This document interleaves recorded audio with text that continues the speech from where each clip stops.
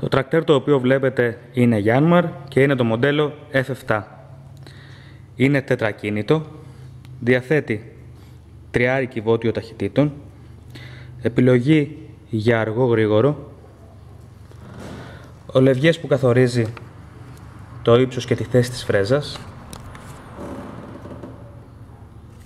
λευγές εφεδρικός που κάνει ακριβώς την ίδια δουλειά, ηλεκτρονικός πίνακας για το χειρισμό και τη λειτουργία της φρέζας, όπως επίσης και για την υδραυλική μπουκάλα που καθορίζει την κλίση της φρέζας,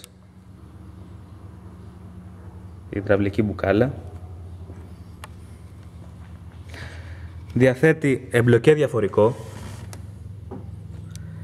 3 ταχύτητες στο Partikov, στραγγαλιστή που καθορίζει την ταχύτητα που κατεβαίνει η φρέζα, όπως επίσης και by speed, το οποίο λειτουργεί στο αργό, στο γρήγορο βγαίνει αυτόματα εκτός, το οποίο μας βοηθάει μέσα στο χωράφι να πάρουμε πιο κλειστές στροφές, το οποίο είναι ιδανικό για αμπελώνες, δεντροκαλλιέργειες, κήπους και γενικά στενές καλλιέργειες.